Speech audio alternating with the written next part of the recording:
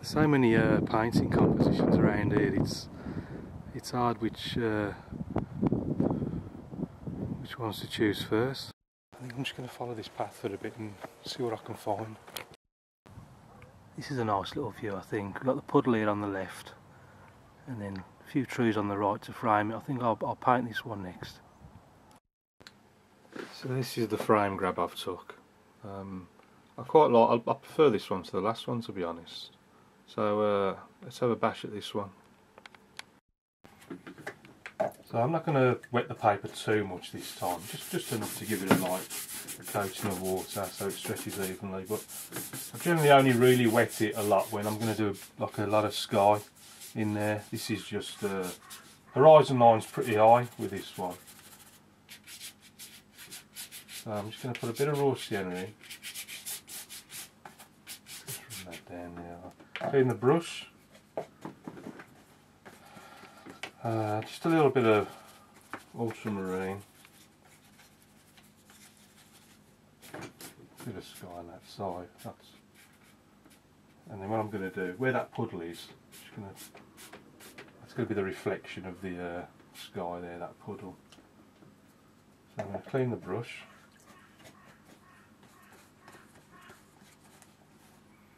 A few white clouds there, so just take a bit of tissue. I'm just going to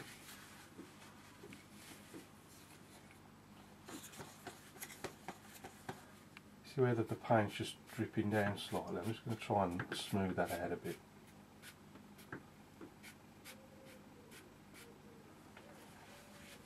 And then just suggest a few little clouds in the sky.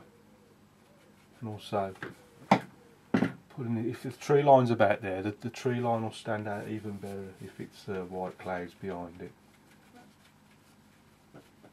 I'm also sort of drying the paper as I'm doing this, so it'll go on a little bit stronger.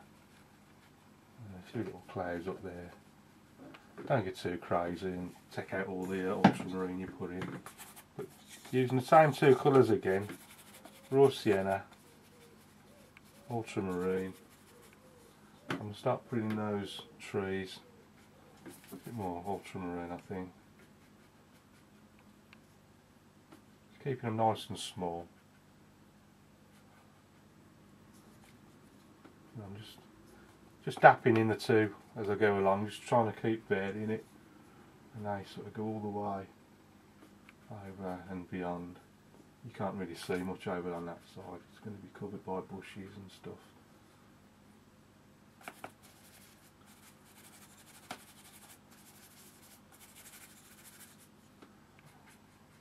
Stronger one there.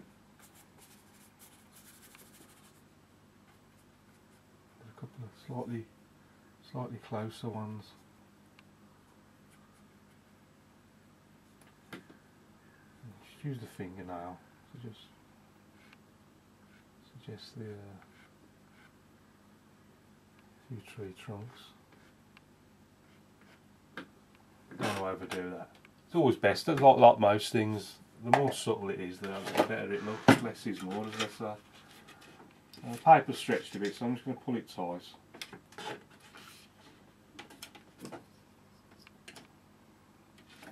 So it's nice and flat again to work with.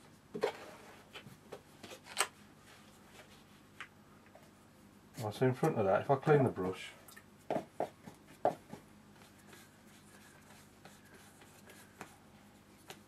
if I just go raw sienna, a bit of burnt umber, a bit more water, it's a bit too strong. Just pull some of this across.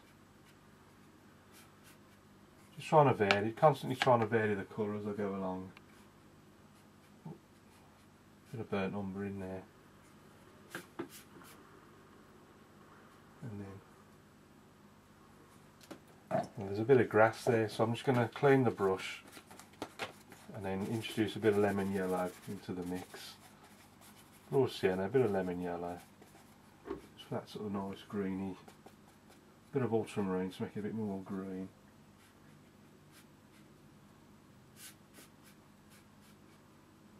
You see, I'm just constantly trying to vary it as I come down the page, paper.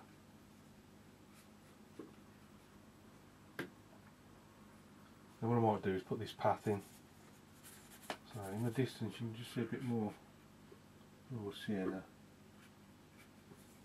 Right, I'm going to clean the brush path. I think I'll go for the might use a bit of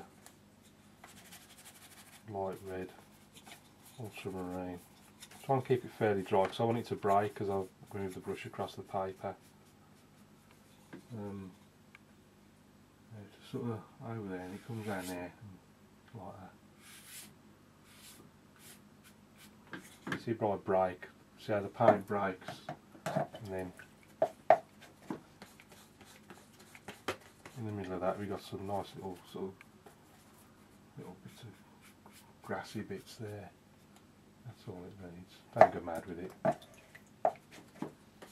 So now I've got that, that's my sort of guideline now. I can just work up to that on both sides. So let's just move this grass over to meet the path.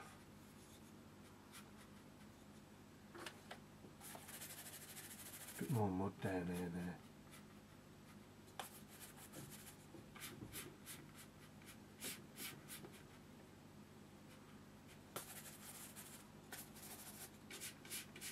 And then here's our little puddle in the foreground there. So if I just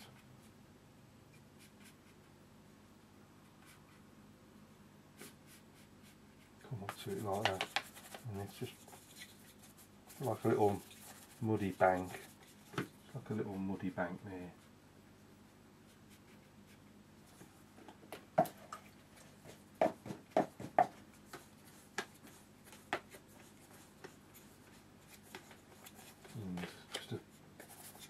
Some bits of grass. Strong greeny colours. I'm going lemon yellow. Payne's grey. Not too much water. Just took a bit out on the tissue there. And sort of just flicking it up like that. Just using the corner just to, just putting down a bit of reflection there as well in that water. And then just getting the fingernail and just getting those grasses, just flicking those grasses up like that.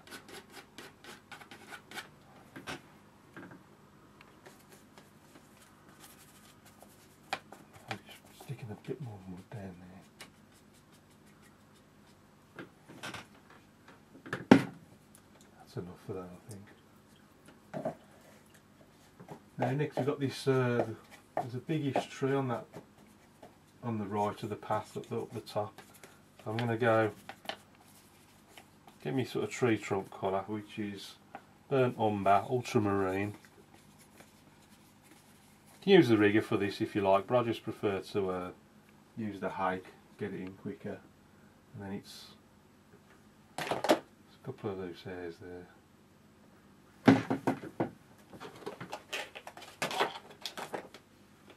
I'm just wondering how I'm going to take this. I think I only want to go up to there. It's actually off the top of the picture, but I've come slightly lower with the horizon line.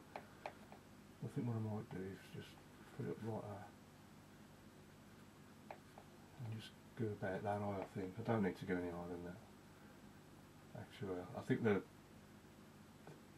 this brush is a bit too big for this. I think I do want the rigger. It's too small on the horizon, this tree, to use the hake. So I'm just going to use the rigger, plenty of water,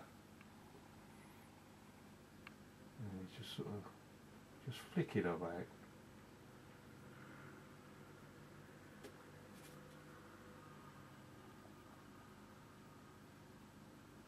Just put the sort of main skeleton in. Down there.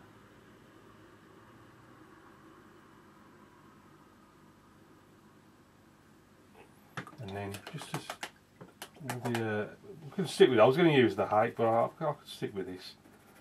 I'm just going to scuff up the ends there, so they're sort of everywhere, and then just sort of dab it in.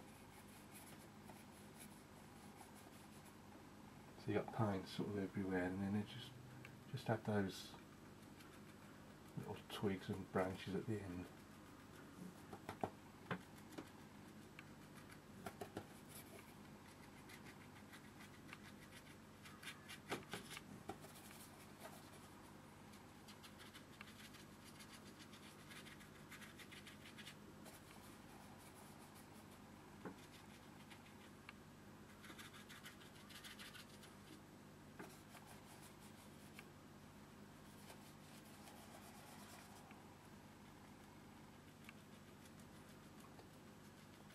You don't want much water with this, so otherwise you'll just block it in too much, you won't be able to see through the tree. I might just leave it at that actually. Switch back to the hike. Now next to that tree there's a few brushes.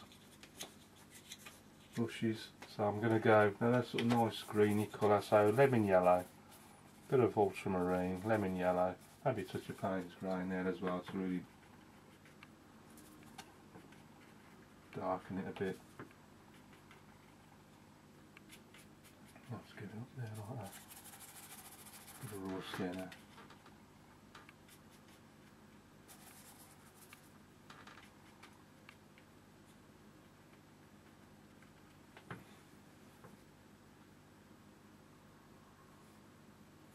In front of that one, very similar, but just so it stands out there, I'm going to make this one a bit darker, so plenty more Payne's grey.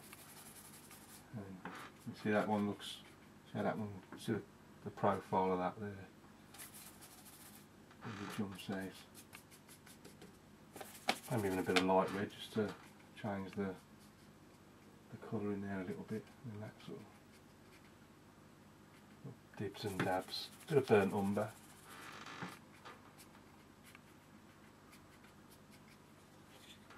There's a few little twigs and stuff in there.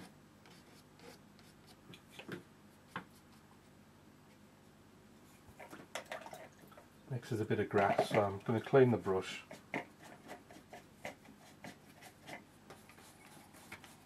Take the excess off on the towel, it's getting quite wet now. Bit of lemon yellow.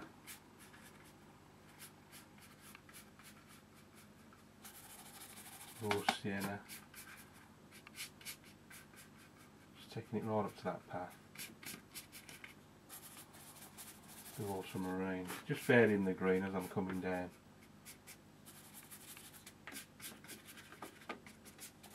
A bit of burnt umber as well. Down there, taking it right up to that path. How's that looking?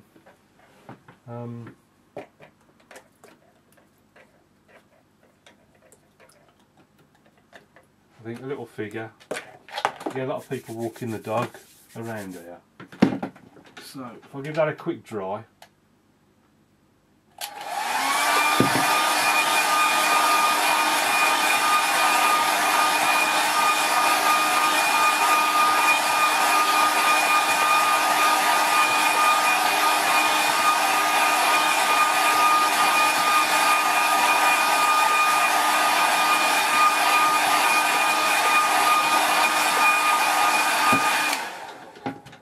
Back to the rigger brush.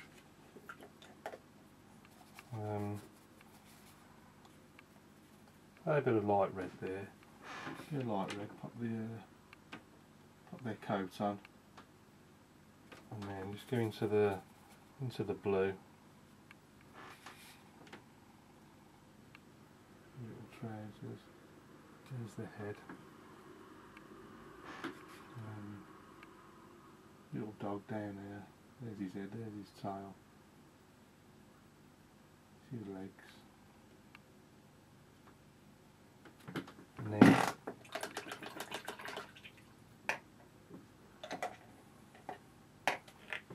what I also need there, which I forgot to put on the other one, is some shadows. So what I might do is just make sure it's bone dry. Now there's no real shadows, it was quite a dull day yesterday when I was walking around there. So I'm going to have to just invent some shadows, I think.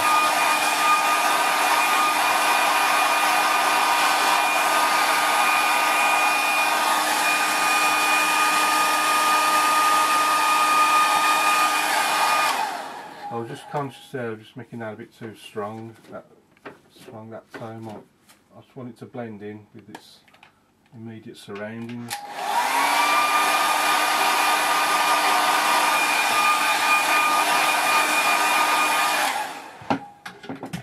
So like I was saying, there was no shadows. So how will it work? Maybe if we get some shadows coming in, say if the sun's coming from this direction, so if I just pop in a nice shadow mix, if we go sort of red and blue, light red, ultramarine blue. And if I just put in the shadows, and imagine the sun's coming this way, so there's the bloke and there's the little dog casting their shadows there. I'm going to use the hake for the rest of it. So, don't want this too strong, so you want to be able to see the paint underneath. So, same colours what I just mixed. And then if you imagine the sun's coming this way now, it's just going to go the same directions of the two shadows I've just done. So if we've got so we're sort of going this way like that, and that's coming down like that. And you've got the big tree there, and there's maybe some big shadows down there, and just bits and pieces over here.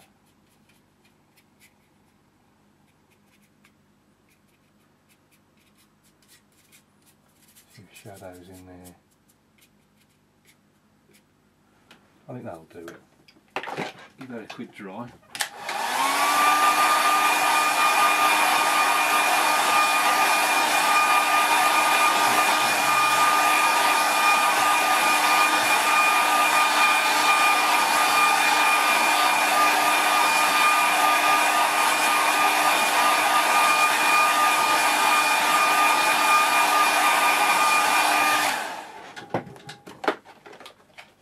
Back to the rigger. Let's just stick a couple of birds in the sky somewhere.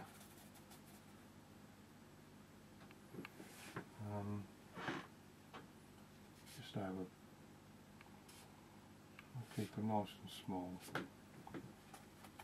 And then, last but not least, pop a signature in the corner.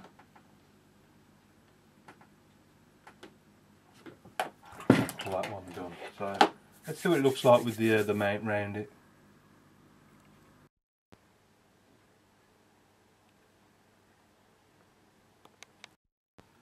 So looking back at the photo, I've kept everything in the same place pretty much compositional wise, just with the addition of the figure with his walking his dog.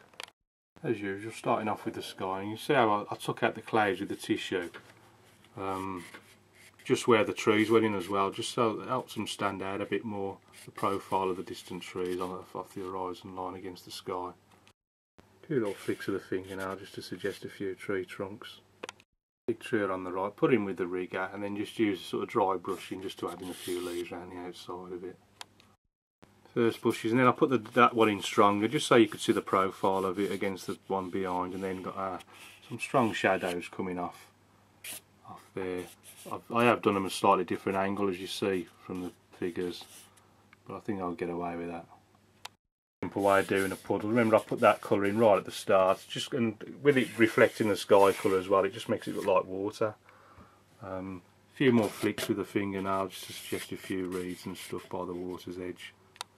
A nice little path that winds its way off into the distance with our little figure walking his dog. Thanks for watching, I hope you like that. Keep practising.